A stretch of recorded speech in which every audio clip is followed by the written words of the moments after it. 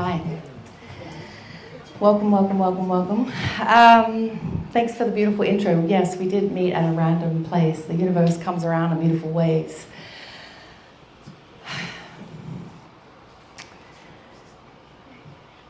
I want to tell you a story about love. And it starts with a question. What would you do for love? To get it, to have it, to keep it, to feel it, to know it?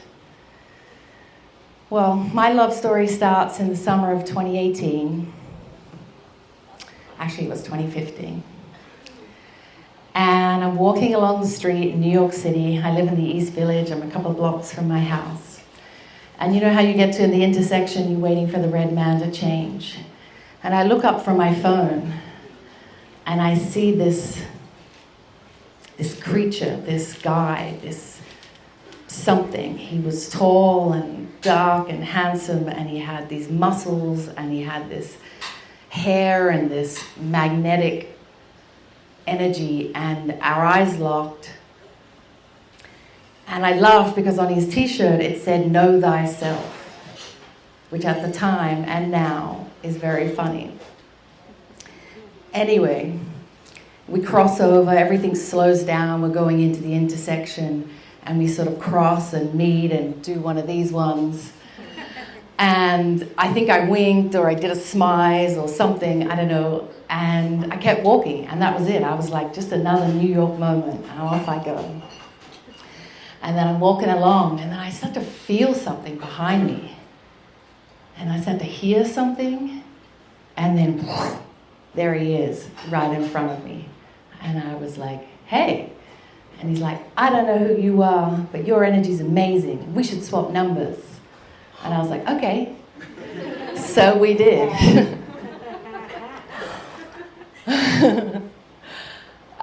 Fast forward maybe a week or two to coordinate our first date, let's call it. And we meet back where we started in the East Village, and we take a walk to the East River, and we sit down and we smoke a few joints, and we talk about everything. Actually, let me rephrase that. He asked me everything about my life, where I came from, what I did, who I've loved, how it worked, how it didn't work, my family, my dreams, my visions, my everything.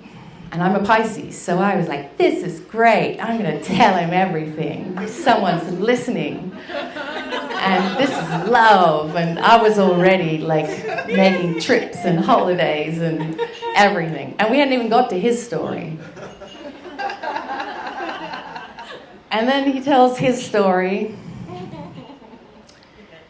And let's just say there was a lot of loss, and there was a lot of hardship, and there was a lot of moments where he had to really struggle, and he was trying to get back with his kid, and he was trying to make it in the dance world. He was a dancer too, did I tell you that? That was a piece of it. And there was dreams, and there was hopes, and there was heartache, and his life and how it started, and all of these elements. And I was just like, yes, I can do this. I can help you. I can save you. I can love you. I just had so much love to give. Well, in the interest of one of the first of the two rules, let's keep it under 10 minutes. Let's just say that over 3 years, what unfolded was some pretty hardcore, fucked up, narcissistic abuse. Ooh.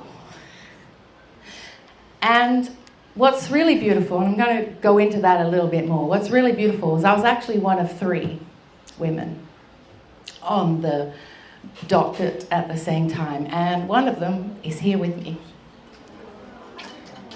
And she, without derailing all of these steps that need to come out to unfurl this story, she is responsible for the truth, which is what I always and only ever wanted. Thank you. So anyway, yes, let's give snaps. Because with the truth, we can make decisions. And with the truth, we can honor ourselves. And with the truth, we can sort of show up in different ways.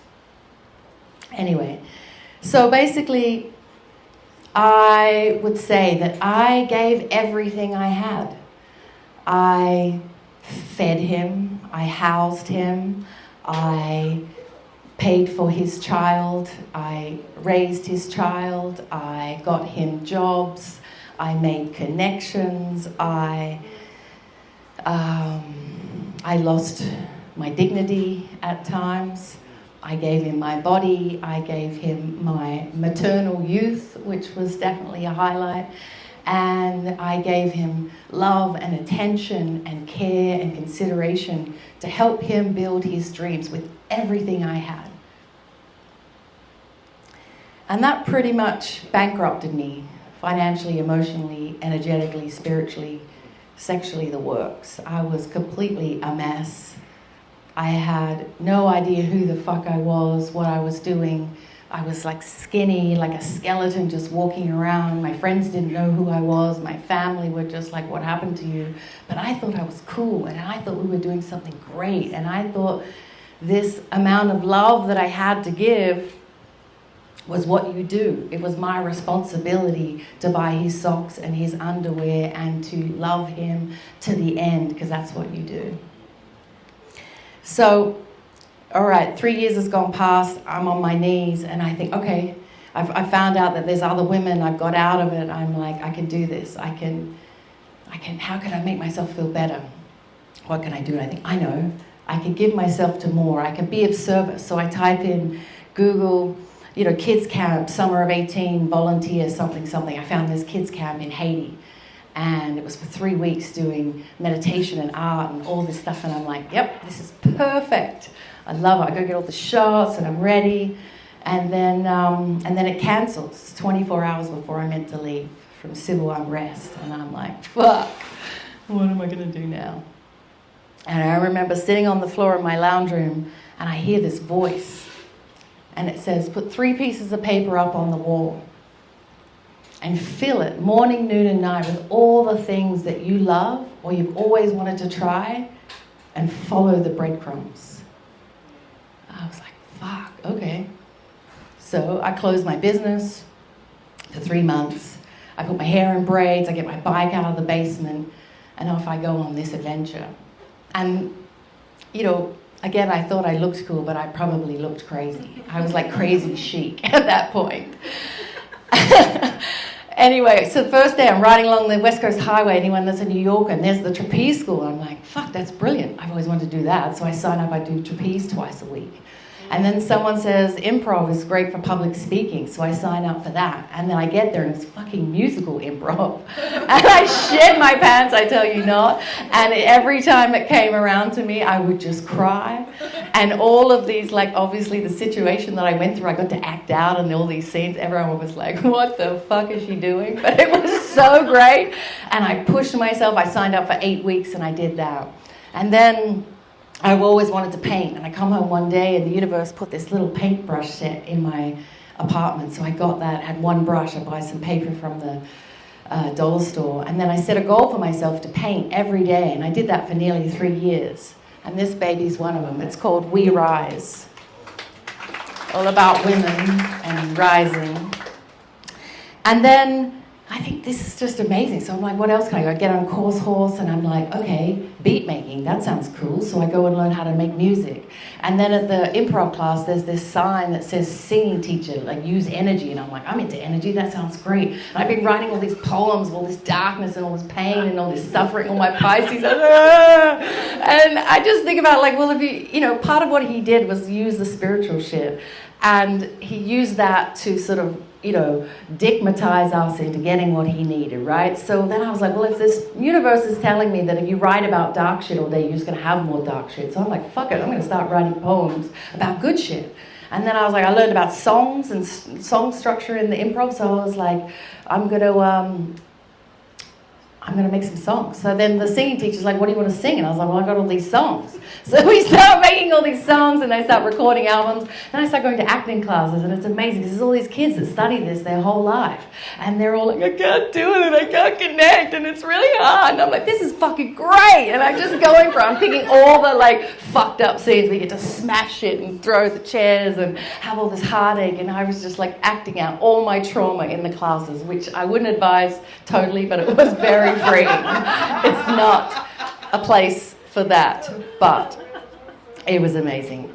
And then I just kept exploring. I just kept following the breadcrumbs, and I don't know, it led me to all these crazy places. And then, 3 months turned into nearly a year, and then I heard the voice again, and it said, you need to make this camp for women.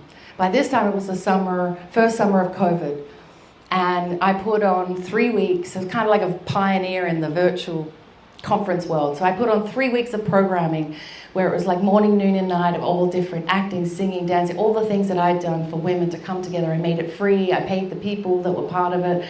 And I put on this experience for women to come together and tell their stories. And I started to see like how powerful it was to not just talk about what happened to you, but to talk about what you've done with it and where you're going and how sort of this universal feeling that we're all after love. We all want to feel beautiful. We all want to feel the truth.